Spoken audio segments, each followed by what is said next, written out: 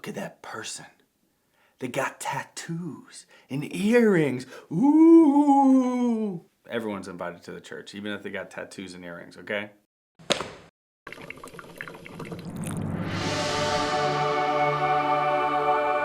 Hey guys, you're watching Coffee Talk, where we drink coffee and talk about Jesus. And this episode is brought to you by River Road Coffee from Baton Rouge, Louisiana. I recently finished a book by one of my favorite authors, G.K. Chesterton. And some of my favorite of his writings are the novels, because he has a particular zany, crazy, funny, like roll on the ground, laugh out loud funny way of writing, and then he'll flip it and I'll be weeping and crying. And he does that to me all the time because he's really smart and awesome. This book was called Man Alive, the most recent one I read. And in it, it takes this guy, one of the characters, he's called Innocent Smith. Now, Innocent Smith is an adventurous, zany guy who shows us what it means to be human. And I want to focus on one particular line. Towards the end of the book, in Man Alive, Chesterton said, in describing Innocent Smith, the main character, he said he broke all of the conventions, yet kept all of the commandments.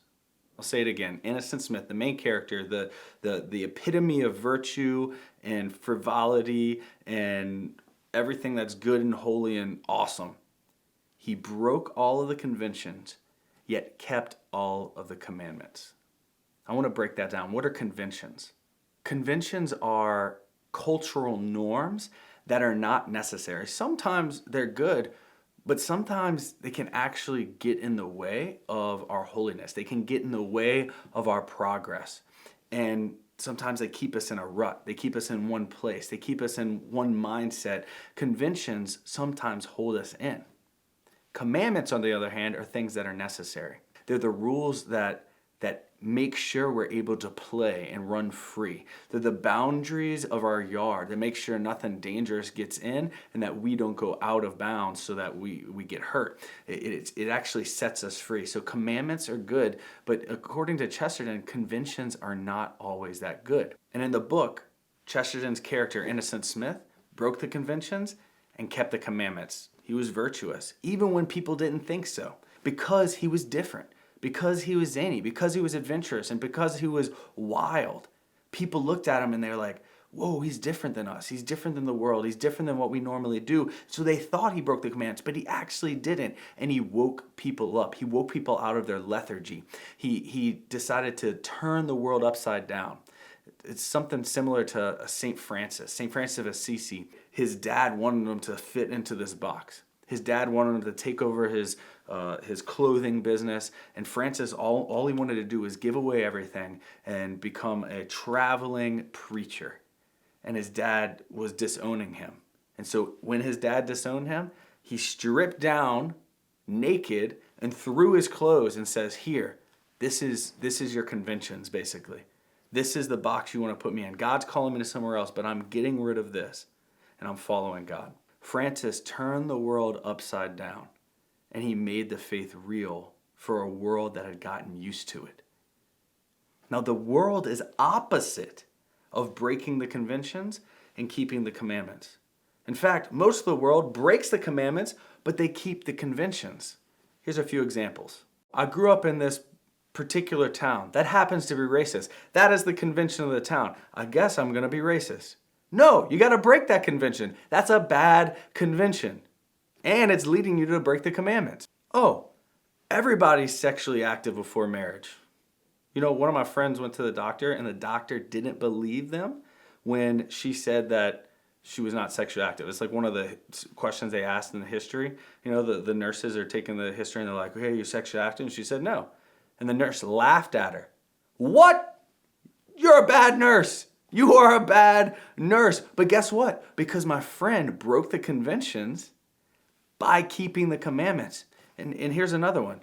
Oh, everybody lives together before they're married. No, it doesn't have to be like that.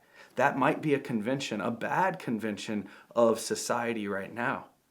But I dare you to be zany. I dare you to be crazy. I dare you to be so adventurous that you would break those conventions. You would shirk off and throw away what everyone else expected of you. All your bridesmaids, all your groomsmen, everyone else. Like, it doesn't matter whether they expect for you to live together before you're married. How about keeping the commandments and breaking the conventions? See, all sinners are the same. They're all stuck in the convention of their own selfishness. All saints are different. I think of St. Joan of Arc, a 16-year-old girl in the Middle Ages, a peasant, no power. And she goes to the most powerful generals and leaders in France and convinces them to let her put on armor, ride a horse, and lead the army. And breaks a siege. She wins a battle, a battle that no one else could have won. And the 16-year-old little girl in the Middle Ages does that. She broke conventions by keeping the commandments. And they trusted her because she kept the commandments. St. Catherine of Siena is another saint that broke conventions but kept the commandments. You think you should lecture the Pope? But Catherine of Siena did. The Pope was living in Avignon, France. And they were living in luxury. All the popes at the time were living in luxury in Avignon. And Catherine of Siena walked to France and got in the Pope's face and said, "Get it together, man. Come on." She broke conventions. You're not supposed to. Little nuns, little third order. She wasn't even a nun. She was a third order laywoman who lived with her parents.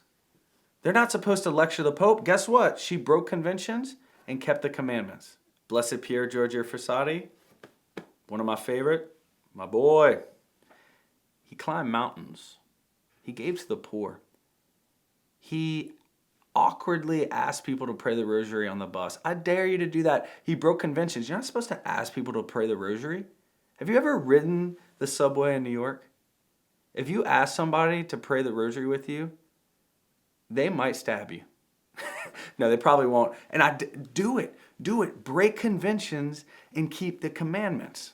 This is the reality of breaking the conventions and keeping the commandments. It means we can meet people where they're at.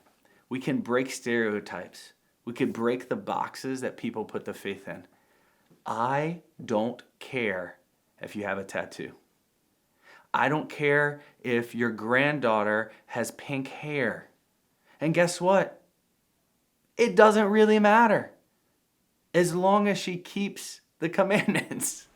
See, there's things that are necessary and there's things that are not. And sometimes we need to be able to burst through those artificial barriers, those artificial walls that we set up, like, oh, the faith has to look like this if you're a good Christian. No, it has to look different than the world.